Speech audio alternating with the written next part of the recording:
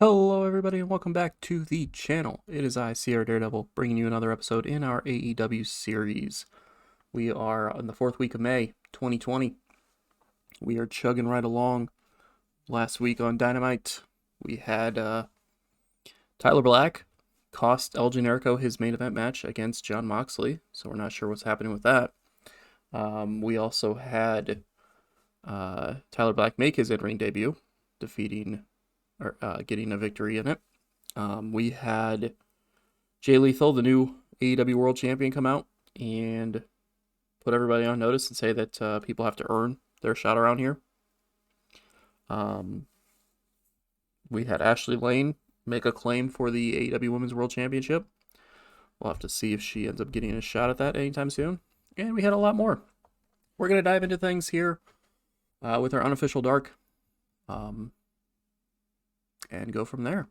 So in front of 3,849 people at the DB Mile Field, we have a 44 rated match that gets sees Jake Hager get the victory over Tony Deppen in 5:13 by submission with a Patriot Lock.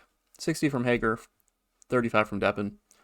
Got a 44 because Hager's declining physically and because it didn't. It was a little too short. It didn't get the bonus for it being a squash match that I was hoping, but that's fine. Hager just getting a decisive victory on Dark here, of course. Him and Jericho and Guevara, the Inner Circle, having some issues recently. So we'll have to kind of see what ends up happening with that. Then after that, tag team action sees Charlie Cruel and Camilla Khan defeat Aspen Rose and Shotzi Blackheart in 6:59 when Cruel pinned Blackheart. 37 from Camilla, 24 from Cruel, 42 from Shotzi, and 35 from Aspen. 40 rating for the match, not bad. This was kind of a little bit of a way to kind of test some tag team chemistry things, and also just to get these four on the show. I wasn't expecting Charlie Cruel to get the victory, but we'll say that it was kind of a out of nowhere pinfall kind of thing. So there you go, 40 rating for that. Then we have Lee Moriarty getting interviewed by Andrew Ocampo, just kind of talking about how he's been getting big time opportunities here in AEW, but he wants to, he's been losing in those opportunities, so he wants to get a chance to get the victory, and he's planning to try to do so next time, kind of thing. So he's kind of talking about looking forward to that next big opportunity and actually getting the victory this time around. We get a 46 rating as Bear Country defeat Darby Allin and Mike Sydal in 6:01 when Boulder pinned Darby Allin with a power slam. 48 from Bear Bronson, 44 from Bear Boulder, 38 from Mike Sydal, and 48 from Darby Allin. 46 rating for the match, not bad. As Bear Country get a victory here. Then the main event of Dark gets a 45 as Hikaru Shida defeats Anna Jay in 5:33 by submission with a Sheet Axe Ace. 52 from Shida, 27 from Anna Jay. Good stuff there from Dark. We dive into the opening of Dynamite this week with a 47 rating. Not a great way to start off the show. As Brandy Rhodes is seen still kind of in that dark room area, or that warehouse, kind of that area that we've seen her in. I apologize for that. That area that we've seen her in recently. And she's still kind of, sitting there. And Jonathan Fatu shows up and says that he's got a surprise for Cody. Everybody's been questioning why he walked out on the match, but he knows how to get into Cody's head. He's been proving it time and time again, and he'll continue to prove it here tonight. 47 rating here for that. Speaking of Cody Rhodes, he is going to be in action tonight as he goes one-on-one with Chris Jericho, which would be a pretty good matchup. A match that would be the main event, was it not for the fact that the former world champion, Pac, is in the main event with a pretty interesting match himself, as he's going one-on-one with Adam Cole. So that should be a pretty good main event there.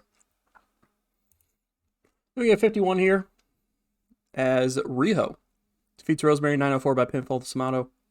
Riho has a gimmick that's getting stale. All right, I'll have to remember that. But 51 from Riho, 43 from Rosemary, as Riho gets a victory here over Rosemary. 51 rating, and as you see, it starts a storyline there. After the match, Riho gets attacked by Rosemary and the Bunny. So, Bunny obviously not happy about the fact that Rosemary just lost. You know, the Dark Order's been stumbling ever since Double or Nothing. So now Rosemary and the Bunny are taking it out on Riho. Kylie Ray, for some reason, not here tonight. You know, we're gonna pretend she just isn't here for whatever reason. It's not like there's a issue why she wasn't here. It's just storyline wise, I'm making it where Kylie Ray wasn't here tonight. But 45 here for this, as it looks like we've got a issue going on with Riho and the Dark Order's females here. We'll have to see where things go with that. We get a tag team matchup that gets to 55 as the Thrill Seekers defeat the Prisoners of War 926 when Andrew Everett pinned Steve Macklin with 630 senton. 59 from Everett, 58 from Lee, 46 from Macklin, and 45 from Blake. So, Prisoners of War losing that feud with the Best Friends, and now they're taking a tag team loss here on Dynamite to the Thrill Seekers. As, you know, of course, Everett and Lee want to get themselves some more momentum. You know, that we have new tag team champions in Young Bucks, so maybe the Thrill Seekers are looking to try to get themselves a title shot. You know, they're gonna work their way up to number one contender status. Who knows? We got a 49 rated segment here. Not a strong start to the show this week. As Angelico and Shane Strickland are being interviewed about the tag match last week, of course. That was the match that they had against MJF and Richard Holiday, where the Dynasty purposely walked out on the match. And Angelico and Strickland are, Angelico's just like, I don't understand why they walked out.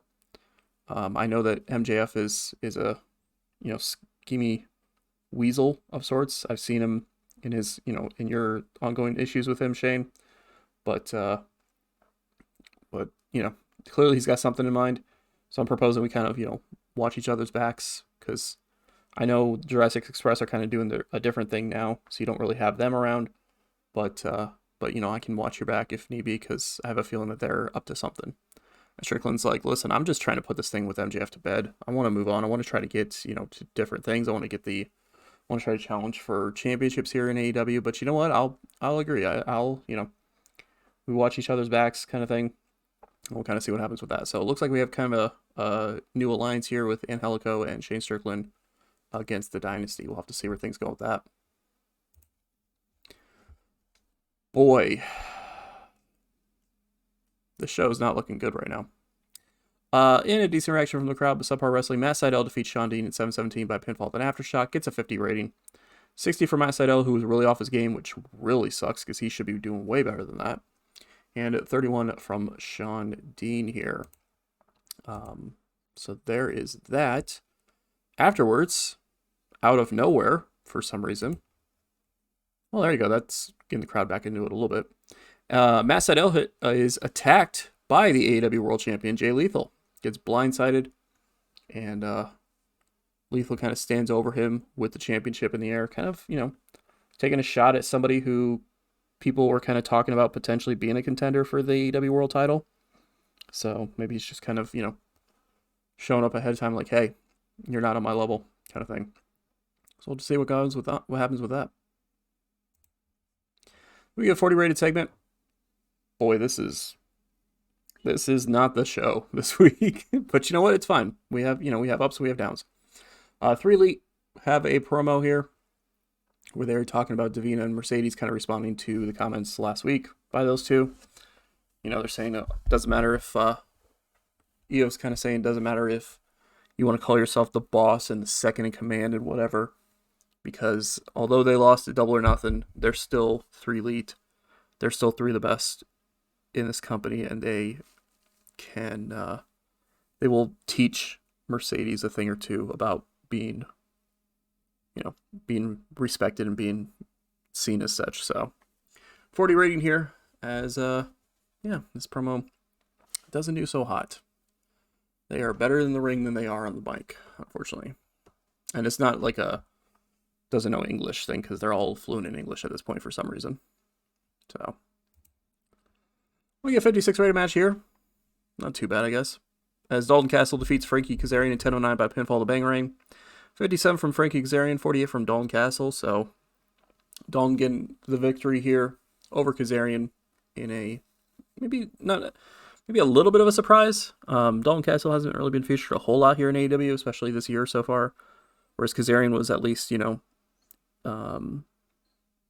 been at least on Dynamite a little bit more often than Castle has. So it's a little bit of a surprise, but not a big one there. But it gets a 56, so that's not too bad. Better than a lot of the stuff on the show so far, that's for sure.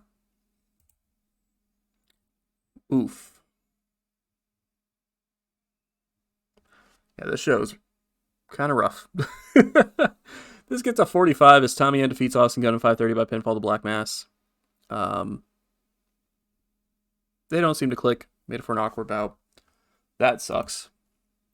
Because it was set up to be a well-executed squash, as you see there and everything. 56 from Tommy End, 30 from Austin Gunn. It was basically just Tommy End looking strong and decisive again, proving that he is right now kind of at the top of his game, continuing his undefeated streak and all that. So a decisive victory here for them, or for him, I mean. All right, this, getting things back into it a little bit here. Alexa Kaufman has a 62 rated promo, which is actually pretty good, honestly.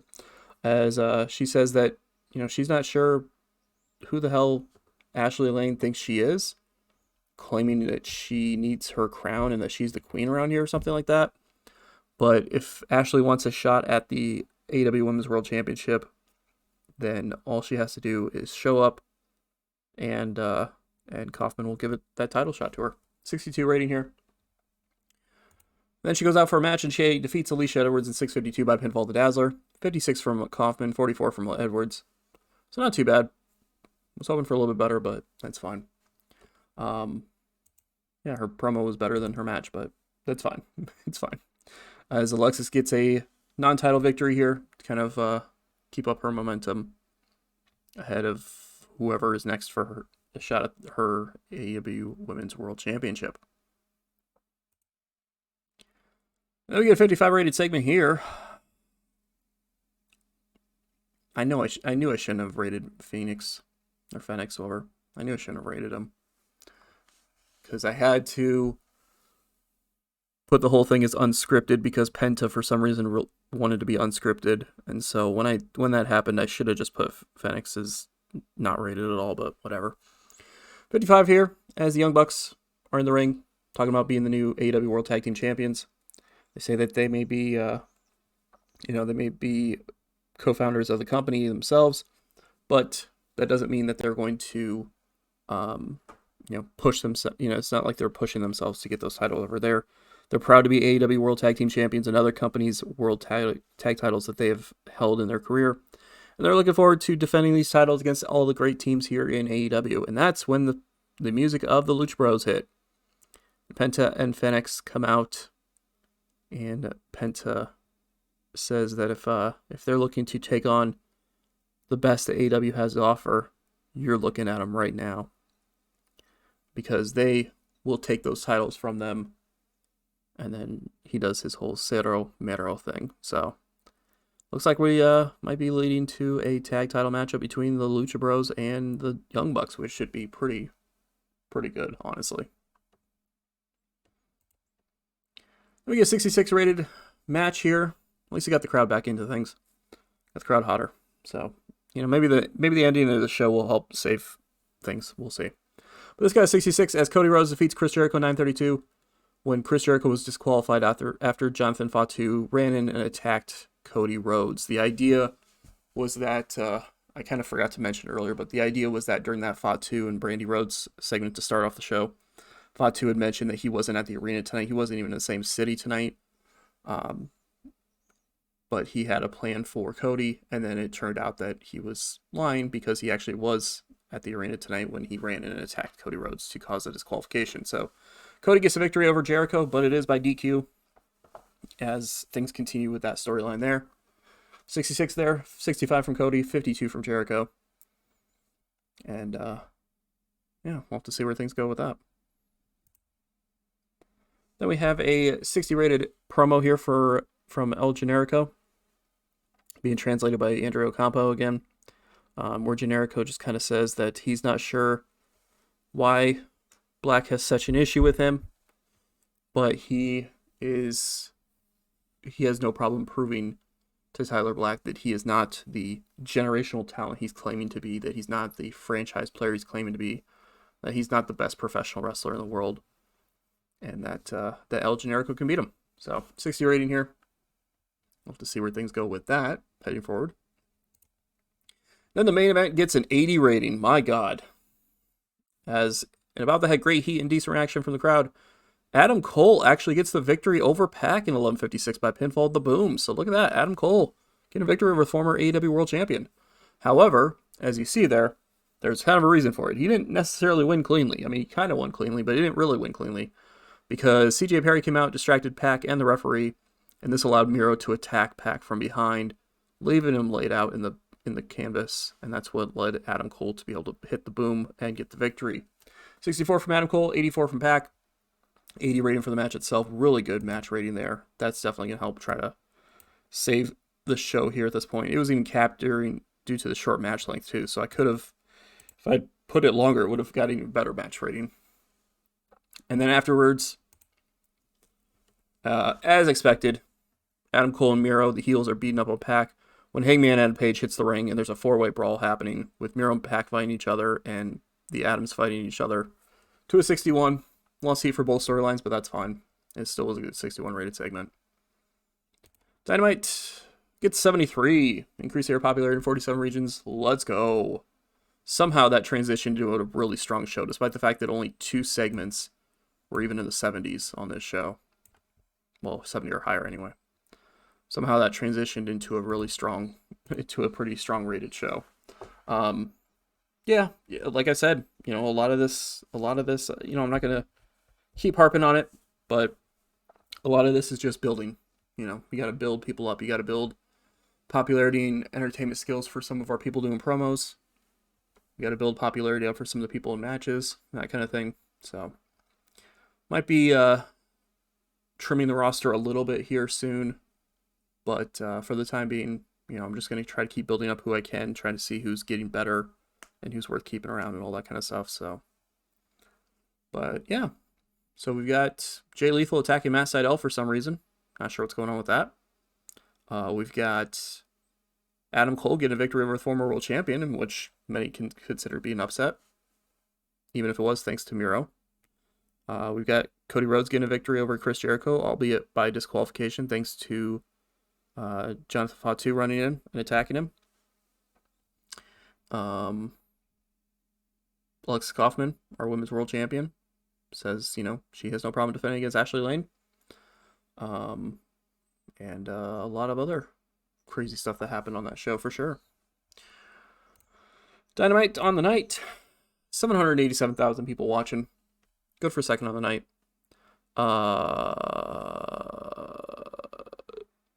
We were only about 110,000, less than 110,000 viewers behind NXT. My God.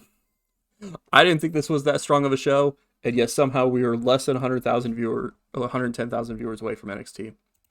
NXT had Candice LeRae and Lacey Evans defeat Chelsea Green and Vanessa Bourne in the main event, which got a 55.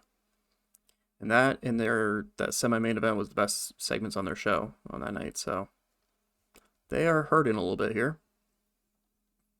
But there's that. BJW ran a show. We got a 70, so that's cool. Naito's working in BJW? That's awesome! Is he on loan, or did he... No, he's there on... Oh, he's on Handshake with all those. That's awesome! Well, there's that. Naito's working BJW. Huh. Alright. Interesting. Well, there you go. There's Dynamite. Huh.